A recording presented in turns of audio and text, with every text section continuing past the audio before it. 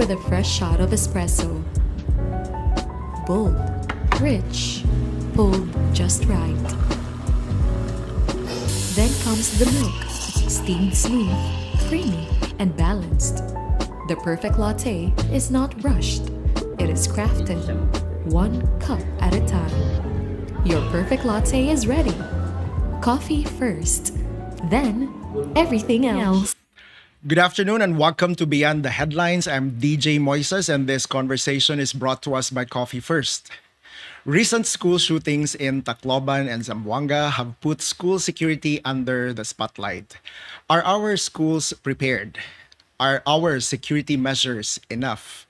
And what more can police and schools do to protect students? Let's look deeper and think better. Joining us today is City Director, Cebu City Police Office, Police Colonel Ricky Sumalde. And hi, Colonel. Welcome to Hello, good Beyond the afternoon. Headlines. Good afternoon, Sir DJ. And you are a very busy leader, but thank you for giving us your lunchtime so that we will have this conversation. Thank you also for inviting me here, Sir DJ. Sige. So, ang first na to, Police Colonel, because kanang there are, our viewers also wish to be kanang educated better, and that's also including me. What usually happens, Colonel, if the one who commits a crime, a serious crime, is a minor, and then what usually happens to them once they are taken into police custody?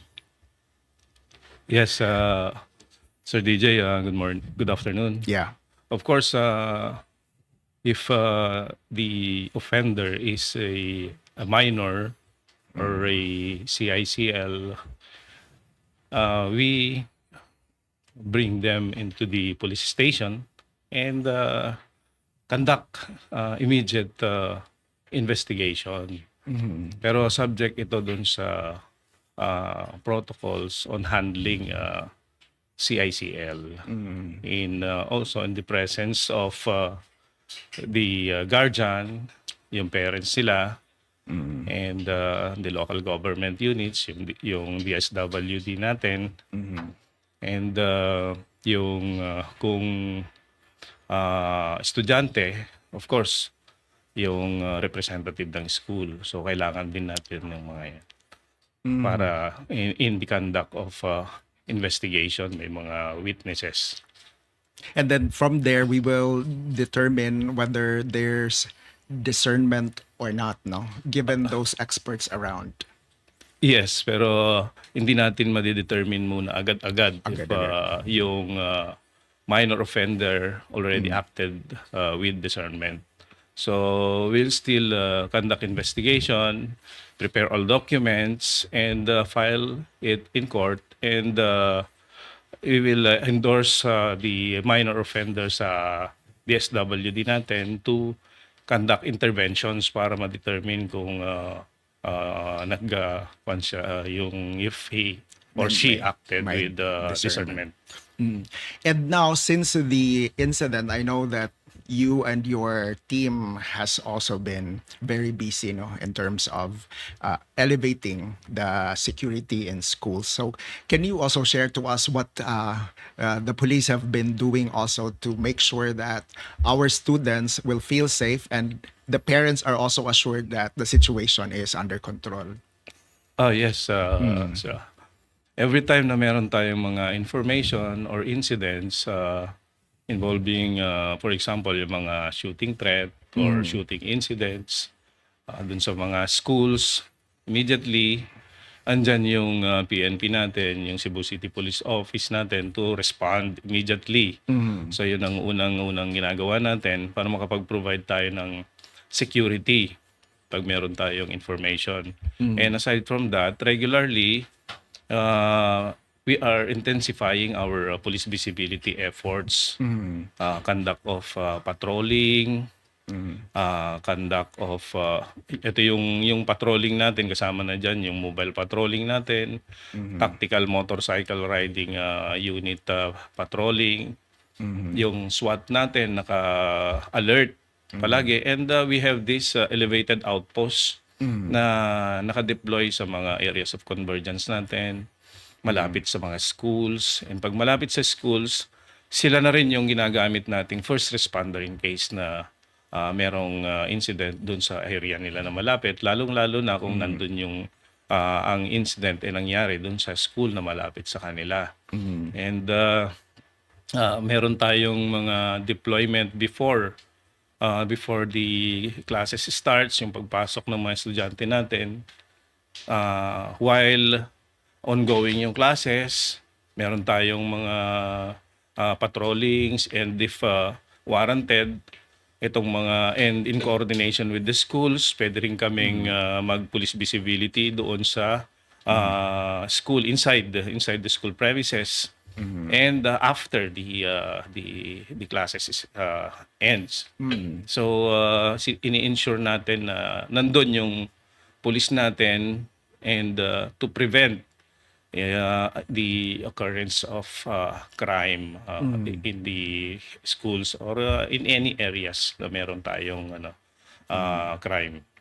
And my understanding also is it takes a lot of people, no, not just the police force, no, to keep the schools actually safe, no. So part of that ecosystem are the parents, also the teachers also, no. So what would be your tips for us, man, as the everyday citizen ba na we will not have to rely solely lang anyway there's the police, at least we can already detect na I think there's a red flag that's happening. What would be kanang imong tip for us na we should be more mindful of and then coordinate with the police the moment we spot those red flags? Of course, pagka meron tayong information, and pag may na-monitor tayo na activity ng student natin, ng mga yung mga anak natin, yung mga parents, na monitor natin na merong ganong possibility, and immediately inform yung police natin, yung PNP natin, dahil alam naman natin na yung PNP natin ang immediate na nagre-respond in any incident, para ma-coordinate din natin sa iba-ibang agencies kung ano yung kailangang security preparations, security deployment, or kung kailangan ba nating mag-deploy ng personnel agad-agad, or kailangan nating i-hold yung minor para i-question in the presence of the guardian or the parents. So kailangan ng coordination ng iba-ibang agencies ito para ma-solve natin ang possible na occurrence ng crime. And actually, from your answer, Colonel, but I also appreciate that there really are efforts, no, to make sure that the parents are there or the caregiver of the child, no, or the minor are there, and also the guidance counselor and their experts, no, to make sure that the rights of the minors are also still protected. So I'm also glad, no, na kanang that's part of the equation is kanang covered. Now, in the case of Tacloban and Zamboanga, allegedly, the owners of the firearms allegedly, at least from reports, they did not kanang store the firearms as required. That's why the minors ended up having access, no? And in fact, if I'm not mistaken, allegedly that's also the one that happened in Pinamungahan said, no? Na murag, the revolver was placed in a cabinet in which a minor also has an access. How would you teach, although I don't have a gun, but what would you teach me, no? For example, if I have firearms at home, licensed firearms at home, to make sure that the minors in the house will never have access to them, because I think, in my view, that's the first stopgap, supposedly. Yes. Yes, Sir DJ. Meron tayong accountability and responsibility para i-safe keep and secure ang mga firearms natin. Being a gun holder, we should be a responsible gun holder also. So kasama dyan yung paano natin isi-secure ang firearms natin para hindi ma-access ng kahit sino yung mga firearms natin. Lalong-lalo na kung may anak tayo, may mga kasama tayo sa bahay, and syempre pag nakikita nila yung firearm na naka-expose, baka kunin nila, hindi natin alam kung anong gagawin nila kagaya nung nangyari doon sa nagamit yung firearm. So ang suggestion and recommendation is dapat ilagay natin sa safety vault yung safety vault yung natin, yung mga firearms natin. Talagang i-secure natin para walang maka-access na ibang tao at tayo lang na gun owner ang authorized para humawak ng firearm natin. Dahil once na ikaw or tayo, gun holder tayo, tayo yung trained sa how to handle the firearm. So kasama na rin yung pagsisecure nitong firearm natin. And for me, that's also a good kanang point that you are educating the public, because my lay version of that is I don't have a gun, but assuming I have and then it's licensed, ako yung lisensyado. So meaning the gun should stay with me. Yes. Okay. Otherwise, if it's held by another person, then that's already the license is not valid to that person. Yes. So the more I should have motivation to really make sure that it's only me, no? So that's also a good you are able to educate us better in that context. Now we've also heard that there is a drill, no? That schools, katong wala pa nakakanda, will be having, supposedly it should have been this week, but because of weather conditions, it was postponed to another date, no? So can you tell us more about it? You mean the simulation exercises, Yes. Sir DJ? Oo. Yes. Tuloy ito yung initiative ng schools and the PNP, including the representatives from the local government. Nandyan yung CDRRMO and yung Bureau of Fire. Iba-ibang agencies ang involved dito, sir. Kasi alam naman natin na sa pagpapatupad natin ng batas and in the conduct of immediate response, maraming agencies ang involved para ma-secure natin yung area natin, yung schools natin, ma-secure natin, and immediately maka-respond tayo sa mga threat. So hindi lang ito PNP ang involved talaga and the DepEd. Talagang kailangan ma-train din lahat ng agencies para coordinated yung galaw natin in case mangyari yung ganung incident kagaya nung nangyari sa Tacloban sa Zamboanga. Ready tayo sa ganung incident. Kaya gagawin natin or ginagawa yung simulation exercises. And if you can share with us what can be shared lang, what would be examples of those exercises then that will be conducted soon?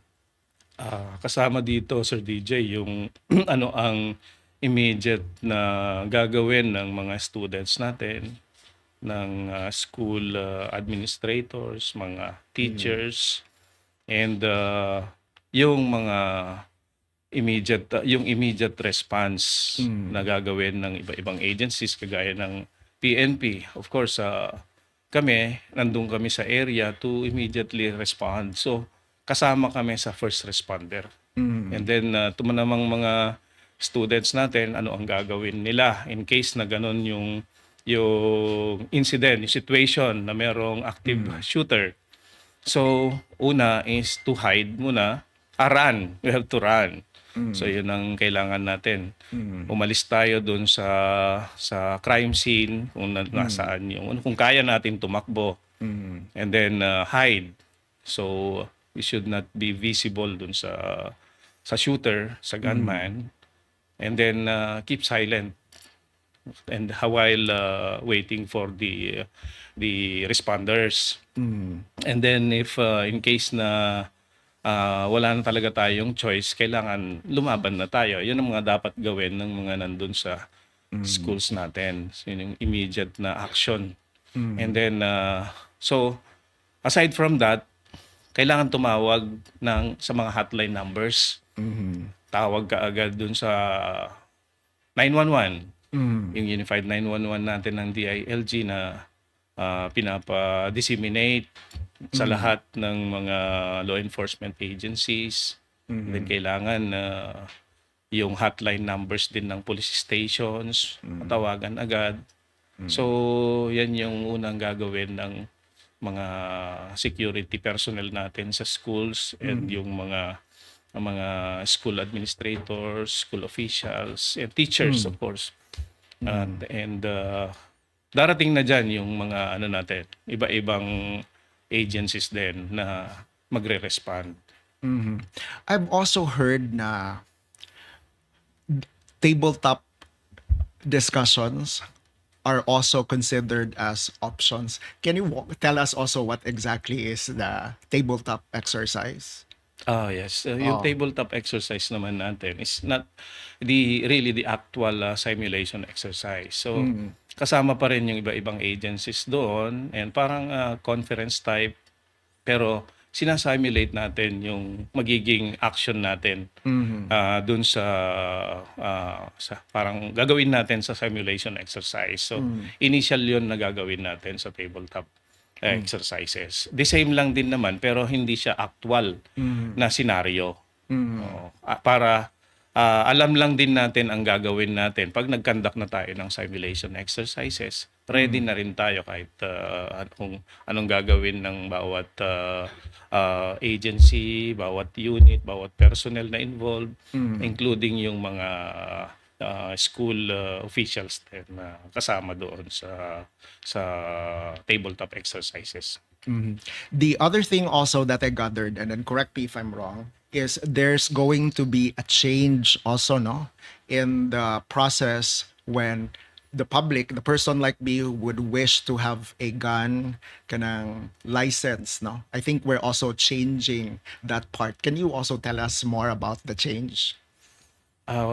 So far, Sir DJ, we're still waiting for Okay. any directives from Okay. the higher headquarters or kung anong agencies ang magpapa-implement. So we will just follow kung ano yung directives nila.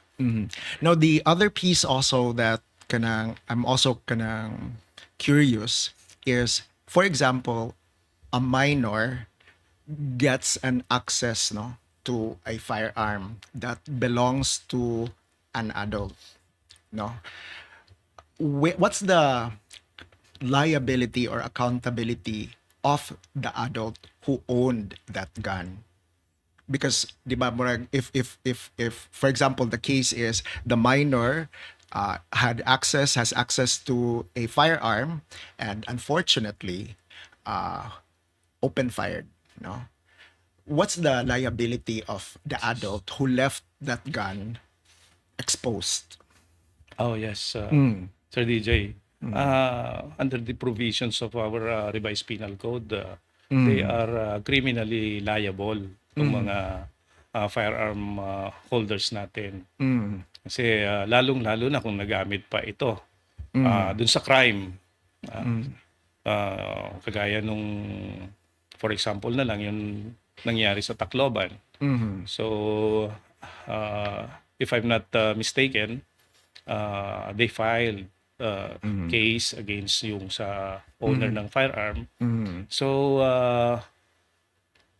criminal, pag government official kasi yung Sir DJ, yung may-ari ng firearm, he or she will be charged criminally and administratively in court and in as a government official, administratively liable siya. Yes. So the other piece also, I'm glad that you also told us about what students or teachers or parents should do, no? If they spot a red flag. The reverse naman, what should parents or children should not do in case there is an incident? Should not. Do. Oh. Like, I think one of those you've mentioned is katong don't make noise, no? Oo. Or, sige, is it advisable for them to fight back o kana in the onset, no? Oh, yeah, yeah. Oo. Kailangan talaga kung wala na talagang choice at tumakbo na sila, nakatago na sila. Pero nandun pa rin yung offender, nandun pa rin yung shooter, yung gunman. At kailangan na talaga nilang lumaban. So that is the last option na gagawin nila. So the first Kung wala pa rin yung responder natin, Sir TJ. so the first yun is run for safety, Run for and safety. then hide, Hide. Oo. and then then last hide. recourse, if the situation is already there, then they have to defend themselves. Yes, yes, sir. Yes.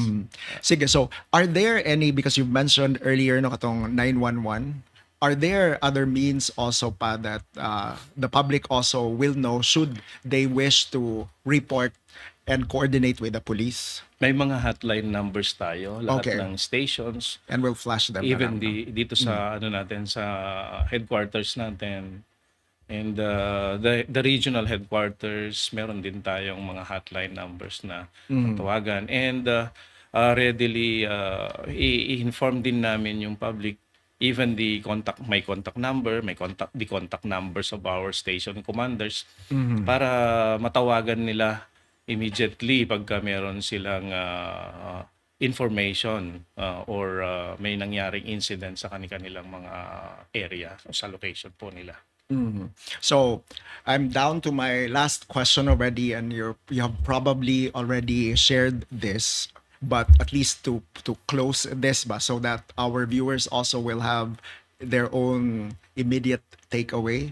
So what's one thing that every student should know, no, to keep themselves safe in a different environment that minors are now facing?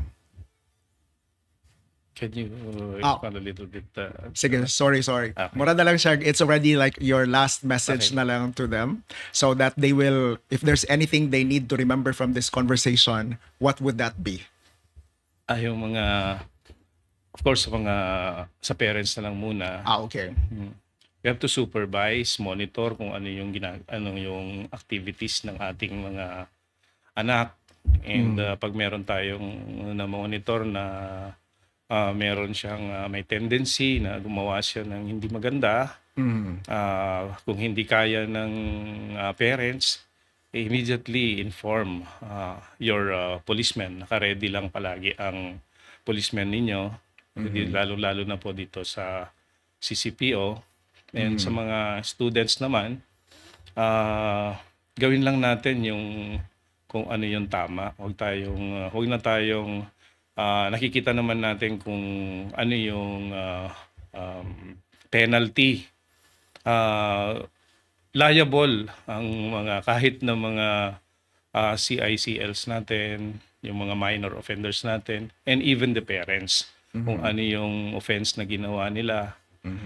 Lalong-lalo na kung mga grave offenses yan, liable pa rin yung mga parents. And always inform yung PNP, and nandyan palagi yung police natin sa mga kalsada. They are all visible sa lahat ng oras. So masosolve natin ang mga incidents, ang mga problems dito sa area natin with the cooperation ng ating community, ng ating local government units, and lahat ng agencies na nandito sa area natin. Pag nagtulong-tulong tayo, kahit anong crime, kaano kabigat yan, even itong mga shooting incidents natin, kayang-kaya nating isolve. Hindi lang po kasi ito trabaho lang ng law enforcement units natin, kung hindi pag lahat ng agencies and the community, kasama natin yan para ma-solve natin ang lahat ng mga incidents ito sa area natin. So thank you very much, Colonel, for your time and for joining us in what could have been your lunch, no? Just for us to inform the public to become better as a parent, better also as a student, and better also as part of the school ecosystem, to make sure that even with the threats that the schools are facing now, they still remain to be safe and manageable. So thank you very much for your time. Thank you, Sir DJ, and good afternoon. Yeah, sige. So prevention, as what Colonel actually said, does not belong to one person. It takes all of us. We can be more prepared, we can strengthen security, and we can learn to recognize risks before they become tragedies. Our children deserve nothing less than a safe place for them to learn. So I'm DJ Moises, and thank you to Coffee First for supporting conversations that matter. This has been Beyond the Headlines. Let's look deeper and think better. Have a good afternoon.